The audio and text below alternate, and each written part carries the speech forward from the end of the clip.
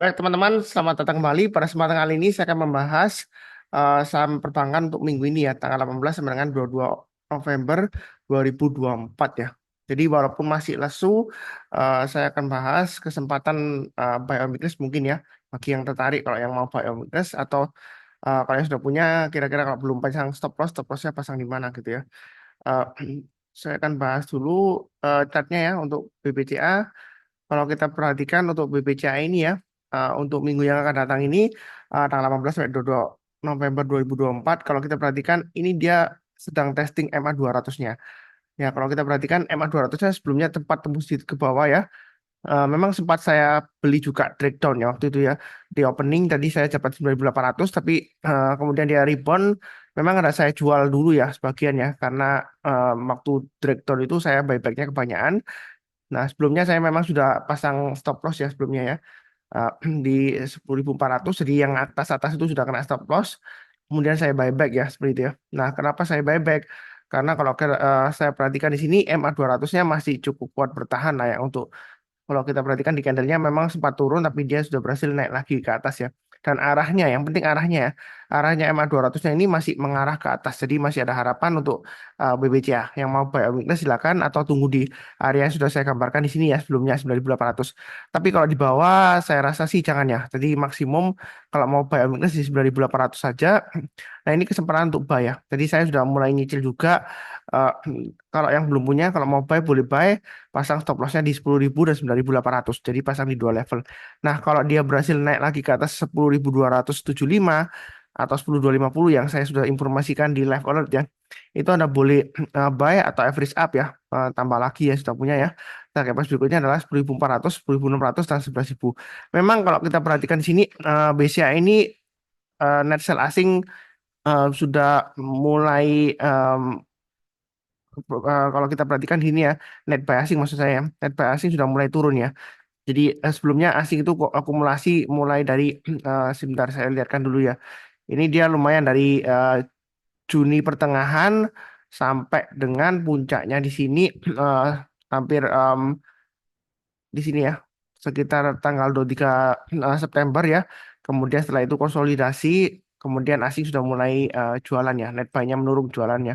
Seperti itu. Jadi kalau saya sih nggak lihat asingnya, saya fokusnya ke pergerakan harga sahamnya. Nah, kalau dia berhasil naik lagi, mantul ke atas, saya tambah lagi average up ya. Habis seperti itu cukup ya untuk BBCA. Berikutnya untuk Bank Mandiri. Bank Mandiri ini masih downtrend ya. Downtrendnya masih cukup kuat, MA 20-nya mengarah ke bawah. Kalau kita lihat harga sahamnya masih jauh di bawahnya MA 200-nya, walaupun MA 200-nya mendatar, tapi dia harga terakhir itu masih jauh di bawahnya MA 200-nya. Jadi kalaupun Anda buy itu jangan terlalu banyak. Tapi saran saya jangan buy dulu. Lebih baik kalau mau buy tunggu aja kalau dia berhasil naik ke atas 6.500 yang sudah saya gambarkan area buy on sebelumnya ya, atau di swing hanya di sini 6.550. Jadi kalau naik ke atas 6.550 untuk Bank Mandiri barusan buy ya, karena kalau buy sekarang itu masih resiko walaupun terakhir candlenya hijau dan dia juga higher low dari sebelumnya di sini, tapi masih resiko ya, karena dia masih ada peluang untuk testing lagi area support sebelumnya 6.200. Kalau dia turun lagi maka ini area support berikutnya lumayan jauh sekitar 5.800-an ya sampai 5.000. Nah, kalau kita lihat di swing low-nya ekor di sini 5.525. Nah, seperti itu ya. Memang sih Bank Mandiri terakhir laporan keuangannya cukup bagus, tapi kalau kita perhatikan ini memang penurunannya karena eh, penjualan asing ya, tekanan jual asing ya seperti itu ya. Jadi dia turun. Tapi kalau saya bilang sih eh, ini memang trennya masih downtrend ya. Jadi jangan entry dulu, tunggu aja kalau sudah berhasil naik ke atasnya 6575 ya. Kita barusan buy. Jadi buy-nya bertahap aja. Nah, seperti itu ya. Oh, maaf di sini 6.550 ya high-nya, swing high-nya 13 November. Nah, kurang lebih seperti itu ya, cukup. Berikutnya untuk BBRI. BBRI ini masih downtrend, strong downtrend juga ya. MA 20-nya mengarah ke bawah, MA 200-nya jauh di atas ya. Ini sudah mengarah ke bawah juga MA 200-nya. Jadi ini masih resiko untuk BBRI. Memang area buy on weakness sudah saya gambarkan di sini 4510. Sebelumnya dia berhasil rebound tapi gagal ya. Harusnya jual dulu. Nah, kalau minggu ini kalau yang mau buyback tunggu aja kalau dia berhasil breakout lagi ke atasnya 4610 ya. Swing high sebelumnya 13 November 2024. Jadi kalau dia naik ke atas 4610 kita barusan buy ya untuk BBRI karena ini masih cenderung testing area support berikutnya. Ini 4310 dan juga 4090 yang terendahnya di sini ya. Memang sih kalau kita lihat ini net sell asing masih lumayan ya walaupun sudah mulai melandai tapi ini masih tekanan jualnya lumayan tinggi juga dari asing ya seperti itu ya. Jadi jangan terlalu memaksakan diri, baiknya tunggu aja kalau dia berhasil naik lagi ke atas swing high sebelumnya 4610 ya lebih amannya. Itu minimal. Jadi baiknya bertahap. Naik ke atas 4670 kita tambah lagi average up ya. Dia memotong EMA 20-nya dari bawah ke atas, kita tambah lagi. Kemudian target price berikutnya adalah 4940. Kalau mau tambah lagi silakan ya. Nah, average up. Target berikutnya nambah lagi kalau dia berhasil breakout ke atas 5050. Dengan target berikutnya sekitar 5400 dan 5500. Nah, kedepannya bagaimana BBRI? Apakah masih bisa naik lagi ya? Pertanyaan seperti itu. Karena jangka pendeknya dan jangka menengahnya ini dilihat dari EMA 200-nya, jangka menengahnya dan jangka pendeknya EMA 20-nya masih mengarah ke bawah. Ya, ini masih resiko untuk downtrend ya. Seperti itu. Jadi baiknya jangan terlalu banyak. Yang sudah punya jangan lupa pasang stop loss-nya. Ya, jual aja bertahap ya. Jadi Anda bisa pasang stop loss-nya bertahap di 4370. Kalau dia turun lagi di bawah 4310 maka jual dulu semuanya. Nah, terus terang untuk BBRI saya masih ada sisanya ya. Masih belum saya jual karena saya pasang stop lossnya kalau nggak salah 4.300 ya. Itu saya pasang di sana. Jadi agak jauh ya memang ya. Eh, tapi untuk BBRI ini saya rasa sih masih ada harapan ya. Seperti itu. Cuman memang turunnya itu karena tekanan jual aja. Kalau secara fundamental saya rasa sih sudah price in ya. Dalam arti laporan keuangan yang kuartal 3 itu ya dan juga em, dari Januari sampai em, September ya berarti ya.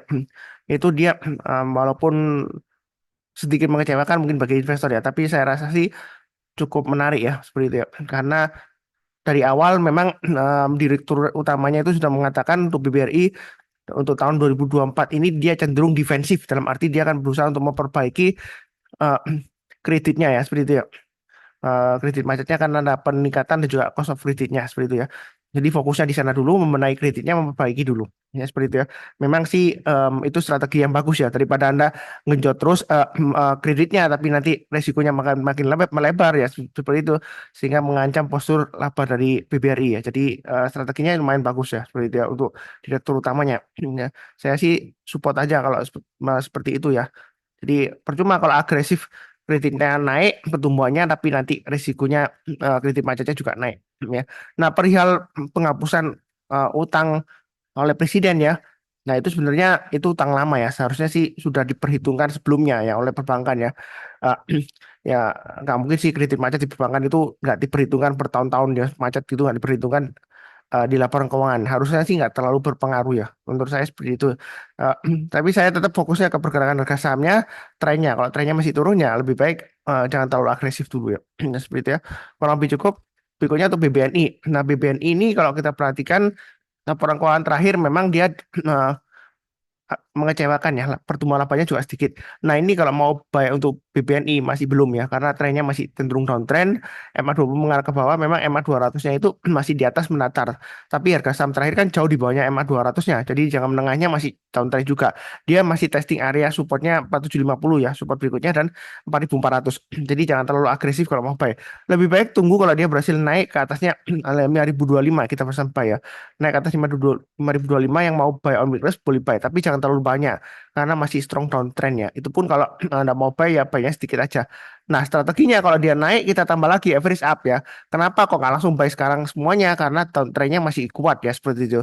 Ya memang sih kalau kita bicara yang sudah terjadi Pak Sunar nggak masalah tuh BBNI sebelumnya turun tuh sampai jauh banget sampai 4.260 ya. Kemudian dia berhasil rebound loh sampai 5.800 ya.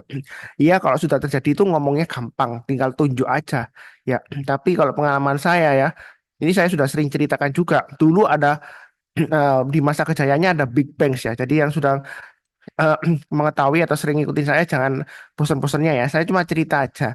Dulu ada saham perbankan yang bagus banget ya, Big Bangs ya. Nah, sebenarnya Big Bangs itu bukan karena dia buku 4 ya, karena sebelumnya pakai eh, buku ya, Bank Umum Klasifikasi Usaha. Sekarang kan pakai KBMI ya. Nah, dia memang bukan buku 4 tapi dia termasuk Big Banks karena waktu itu kapitalisasi pasarnya tiba-tiba melonjak naik tinggi karena harga sahamnya naik tinggi.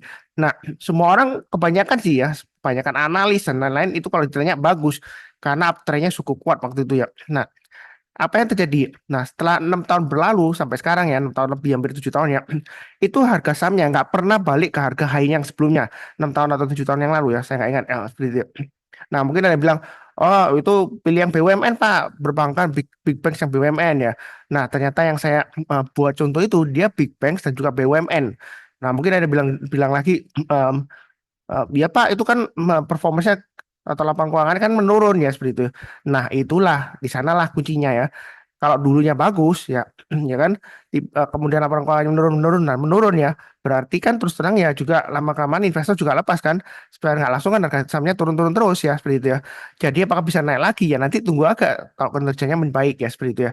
Nah sama juga, nah kita jangan terlalu kaku atau mindset anchoring pakai jangkar ya. Anchoring itu mindsetnya saya sering sebutkan ya. Jadi ibarat kapal kalau mau berlayar itu kan jangkarnya harus dilepas ya. Karena ketika dia bersandar di pelabuhan, dia menurunkan jangkarnya. Kalau mau berlayar, jangkarnya nggak dilepas, ya kan, mana bisa berlayar jauh. Ya sama dengan pikiran kita.